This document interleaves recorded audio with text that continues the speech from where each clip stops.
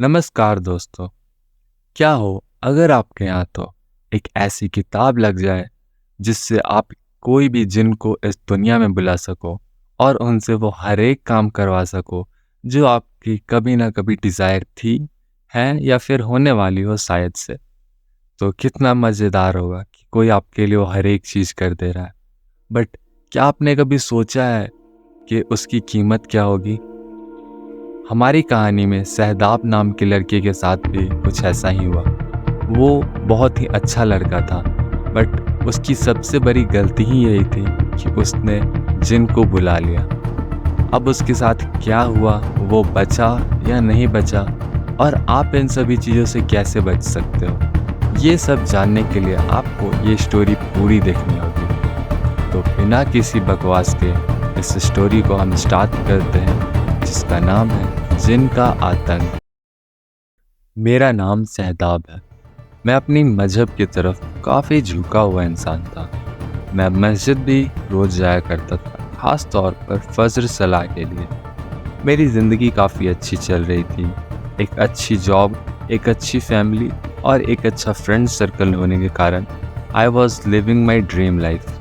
मैं फ़ज्र सलाह के लिए जब भी मस्जिद जाया करता था, वहाँ एक शख्स हमेशा मेरा इंतज़ार करता था और धीरे धीरे हम काफ़ी अच्छे दोस्त भी बन गए।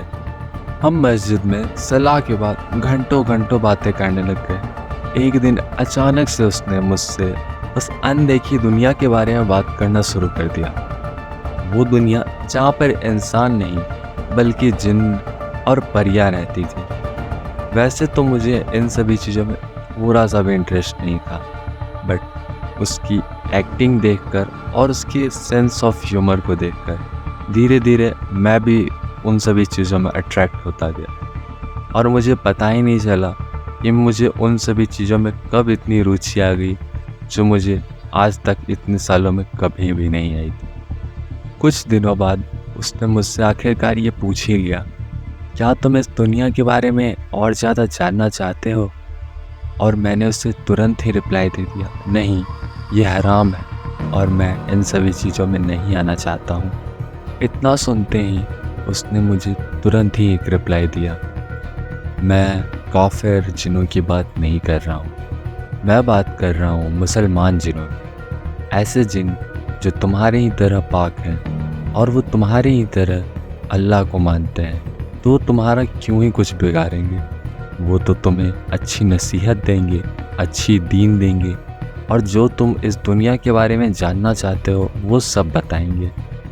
जब वो ये सभी चीज़ें मुझे बता रहा था, तब मैं बस यही सोच रहा था, हो सकता है शायद कोई एक ऐसा तरीका भी हो जिससे हम जिनों को बिना शिर्क तरीके के बुला सकें। हो सकता है कि कुछ कुरान के ऐसे तरीके हो या फिर कुछ और, पर बस मुझे इतना भरोसा था कि वो भी मेरे ही साथ यहाँ मस्जिद आता है, वो मुझे कुछ भी शिर्क तो नहीं ही करने देगा। मैं उन मुसलमान राजाओं के बारे में सोचने लगा जो पहले जिनों के साथ रहते थे, ये जिनों को अपने काबू में करके रखते थे। मैं ये सोचने लगा कि शायद से मैं इस दुनिया का सबसे शक्तिशाली इंसान बन जाऊँ, या फिर शायद से इस दुनिया का सबसे बुद्धिमान इंसान। बस मैं यही सोच रहा था कि तभी उसने बोला, कल तो मुझे ठीक इसी जगह पर मिलना, मैं तुम्हारे लिए वो किताब लेते आऊँगा।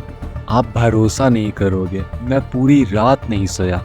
मैं बस यही सोच रहा था कि अब मैं भी उन मुसलमान राजाओं जितना शक्तिशाली बन जाऊँगा। मेरे पास दुनिया का वो सारा ज्ञान होगा जो शायद किसी भी इंसान के पास ना हो। मैं इतना खुश था कि मैं किसी को बता भी नहीं सकता। अगले दिन मैं फिर वहाँ गया और इस बार उसने मुझे वो किताब दे दी और कहा, तुम्हें इसमें तुम्हारे सारे सवालों के जवाब मिल जाएंगे। मैंने उससे वो किताब ले ली और वहाँ से सीधा ऑफिस को चला गया। पर पूरे ऑफिस में बस मेरे दिमाग में उस किताब के ही बारे में चल रहा था कि मैं घर कब वापस जाऊंगा और उस किताब को कब पढ़ूंगा। घर आते ही मैंने बिना खाना पीना खाए अपने कमरे में जाकर उस किताब को खोला और उसे पढ़ना चालू किया। इसमें बहुत सारी आयतें, राजाओं और रानियों की कहानियाँ और कई खतरनाक जिनों की कहानियाँ भी थी। पर मैं जिस चीज़ को ढूंढ रहा था वो था मुसलमान जिन। और मुझे फिर वो मुसलमान जिन का भी चैप्टर मिल ही गया। इसमें सब उर्दू में ही लिखा हुआ था। जब मैंने मुसलमान जिन का चैप्टर खोला तो उसमें मुझे उसे बुलाने का तरीका मिल गया। और उसे बुलाने का तरीका था कि आपको पूरे हफ्ते अपना इफ्तार सिर्फ ब्रेड और खजूर से खोलना होगा। एक हफ्ते बाद आज उन्हें बुलाने का दिन था और मैंने सोचा कि उन्हें बेसमेंट में बुलाया जाए, क्योंकि वो जगह खाली थी और उस बुक में उस रूम को जैसे सजाने के लिए कहा गया था कैंडल से और अबीर से, मैंने उसे वैसा सजा दिया था। अपने मम्मी पापा को ऊपर वाले कमरे में सुलाकर मैं बेसमेंट में चला गया और वहाँ पे आगे की प्रोसेस को करने लगा। उस बुक में दिए गए शब्दों को मैं बार बार रिसाइट करने लगा। मैं बार बार उसे बोलने लगा, पर कुछ नहीं हो रहा था। पहले 5 मिनट मुझे कुछ भी नहीं महसूस हुआ, ना ही 10 मिनट, ना ही 15 मिनट। और जब मुझे लगने लगा कि नहीं ये गलत है और ऐसा कुछ नहीं हो रहा, तभी अचानक से एक हवा मेरे बगल से गुजरी और जितनी भी कैंडल्स थी सारी की सारी बुझ गई। अब मैं डरने लगा और तभी मेरे कान में एक हल्की सी फुसफुसाहट आई और उसने मुझसे कहा, क्या हुक्म है मेरे आका। इसके बाद से अब मैं आलसी हो गया था, क्योंकि मुझे काम करने की ज़रूरत नहीं थी और पैसे मुझे यही जिन ला कर दे देता था। अब मेरे बैंक में इतने पैसे हो गए हैं जितने पिछले 32 साल में मेरे पास नहीं थे। अब मैं बहुत अमीर हो गया था, अपने शहर का लगभग दूसरा या तीसरा सबसे अमीर आदमी। पर अब मैं घर वालों के साथ कम बातें करने लगा, ना ही मैं दोस्त यारों से मिलता था।